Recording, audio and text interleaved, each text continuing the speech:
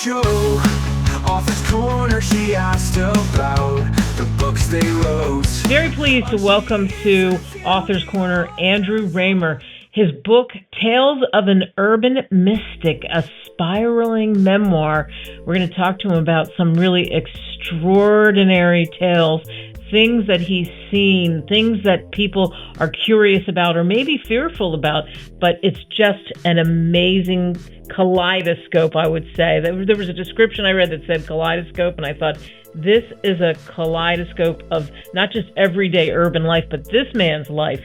Andrew, thanks so much for coming on Author's Corner here on America Tonight with me, Kate Delaney.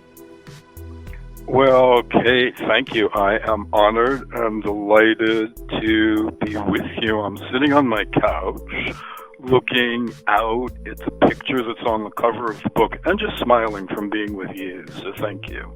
So it's interesting. Your life, you have had this door to some amazing encounters that you've opened and walked through.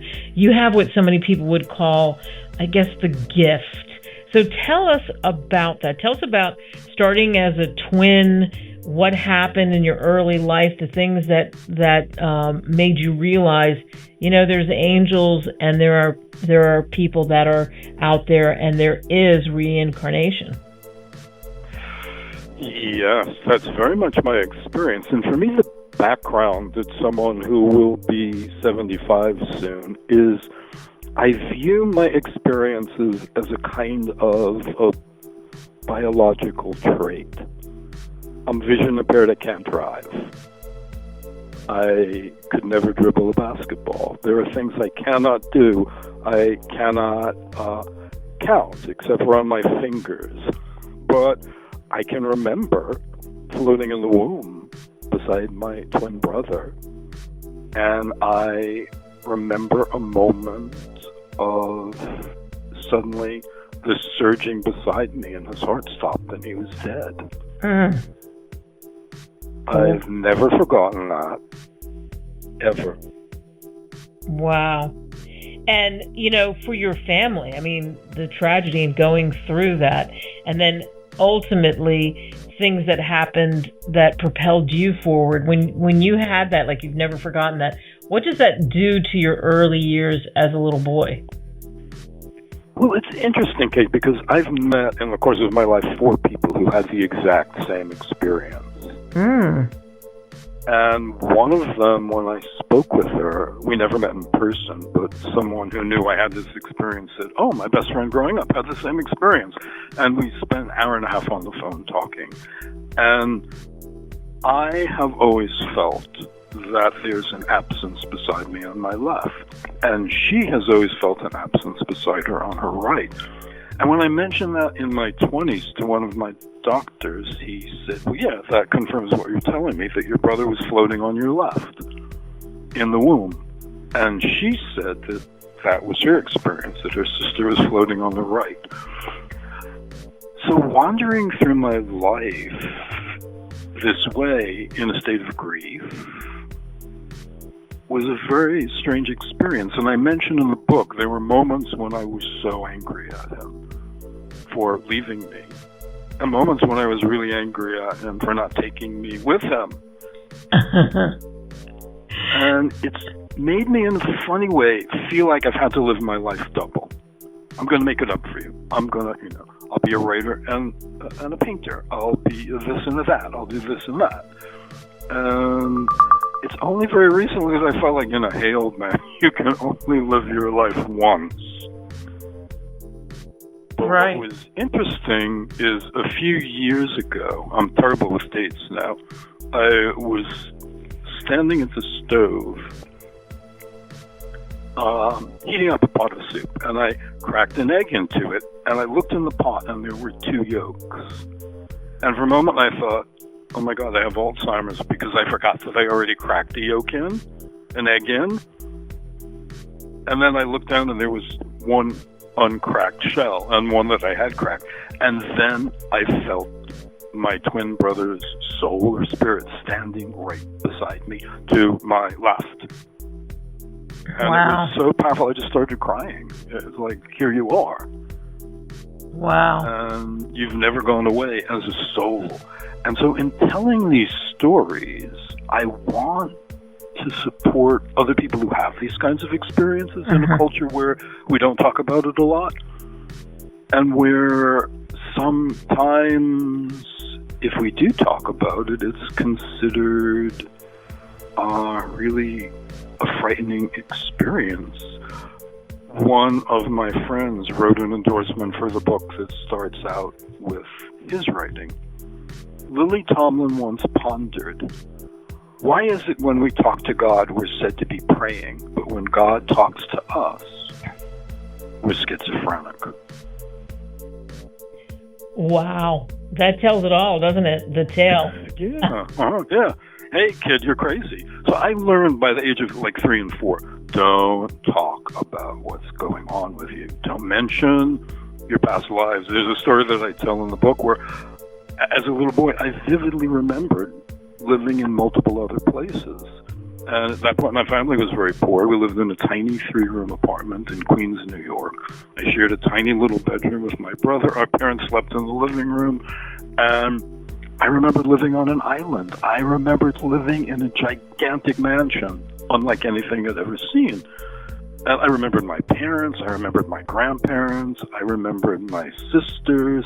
And one day I looked up at my mother and I said, Mommy, what happened to my other parents? And the look of rage in her face made me just shut down.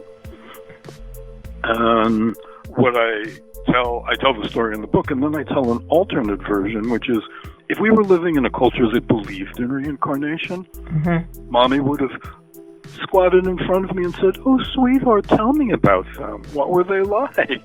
Right. Instead of looking at me like, oh, I have a 4-year-old who's out of his mind, who's schizophrenic. You didn't have any other parents. I'm it. Daddy's it. So, again, that's part of why I wanted to share these stories, not just to get them off my chest, but really to support people. So if anyone is listening and you've had these kinds of experiences and you've buried them, I think we need to open up to them. We're facing climate extinction. We're going to need all the wisdom as a species we've ever had. And that means opening up to these things, because I know everybody has these experiences. But again, back to the biological trait. I can't dribble a basketball. I can remember these things. Wow. And it's interesting. In your book, you talk about so much. You talk about your first realization. You talk about learning to be present. You talk about the second realization. The things that transformed you. You talked about the importance of learning to be present. Talk about that for the people listening. That's like chapter 7. It's so powerful, because I think we have a lot of people that are not present. As an old man now, I feel like people are less and less present. And I feel like there's 2 parts to it. One is the world is really scary, and a lot of us shut down and just become numb. And I also think that the growth of the use of people's devices is distracting us from the world. So sometimes when I'm teaching a class, what I'll say to students is, this is going to sound annoying to you probably, but when you're out in the world, do not listen to music. Do not listen to podcasts. Notice everything around you. Be as present as you possibly can. And as someone who has been consciously talking to angels for decades, and I say consciously because I deeply believe and have experienced that angels, God, our ancestors, the earth are talking to us always. But again, we live in a culture that doesn't teach us how to listen. And now we're even more unfocused on that level of awareness. So I used to see, literally in the course of a year, maybe 3 or 4 times where someone's crossing the street and not paying attention and almost gets hit by a car. And now I see this multiple times a week. I'm amazed. I see people walking across the street with their phone in front of them. I see people driving with their phone in front of them or a device in front of them. And I think, again, that if we're going to heal the world of all the challenges, political, social, environmental, we need to be as present as possible and even more present. And you talk about students, and you're a meditation teacher, a movement teacher too as well. And I think of what you've told me. We had a great off-air conversation about the University of San Francisco.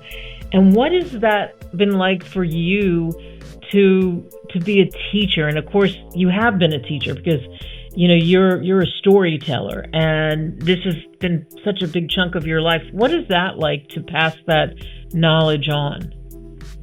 Well, the first thing I want to do is tease you a little bit and say, you're a bigger storyteller than I am. What is that like for you, Kate? Zillions of people on possibly multiple planets are listening to your show. So what's that like for you? Well, it's awesome. It's what's great for me is I think that I was born to tell other people's stories and to make people that feel invisible visible, and that gives me so much joy.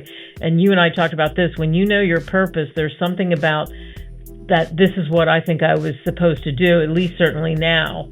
And there's a very good feeling about being able to do that. And I think that's similar to you. Thank you. Yeah, I definitely feel that, especially as an elder. And we continue our conversation with Andrew Raymer, how tough it is when you're older to lose people who are younger than you, and how you go through that, how you walk through it, and more from Tales of an Urban Mystic, Aspiring Memoir. That's on the flip side here on ATN.